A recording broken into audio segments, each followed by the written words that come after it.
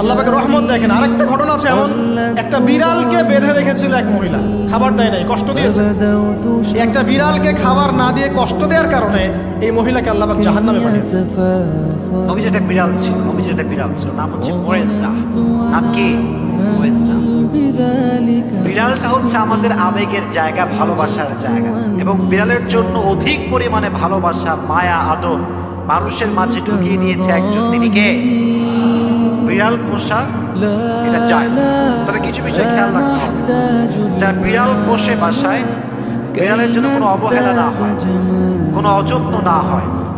বিড়াল যখন খাওয়ার প্রয়োজন খাবার দিতে হবে, তার যত্নের প্রয়োজন যত্ন করতে হবে। ঘুমানোর জায়গা দরকার, তাই ঘুমানোর জায়গা দেওয়ার দরকারটা আছে না নাই?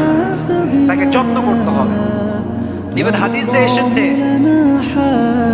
একজন মহিলা একটি বিড়ালকে আটকে রেখেছিল এবং তাকে খাবার দেয় নাই, তার যত্ন করে না, তাকে ছেড়ে দেয় নাই। হাদিসে এসেছে আল্লাহ তাকে জাহান্নামে নিক্ষেপ করেছে। নাউজুবিল্লাহ পড়া। যে ব্যক্তি প্রাণীর উপরে দয়াবান হয়, যত্নশীল হয়, রহম করে, আল্লাহ তার উপরে রহমশীল হয়ে যায়। সুবহানাল্লাহ পড়েন। আপনি প্রাণীকে মায়া করবেন, আল্লাহ বিড়ালের মতো 500 বছর বেঁচে থাকার কোনো লাভ নাই।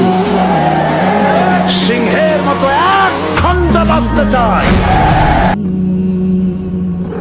سأكون أنا مثلي تماما هدانا فقناعتي تكفيني ذاك يقيني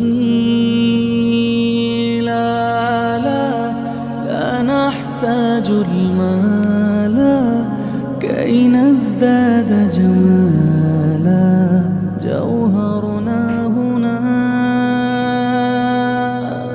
في القلب تلالا لا لا نرضي الناس بما لا نرضاه لنا حالا ذاك جمالنا يسمو يد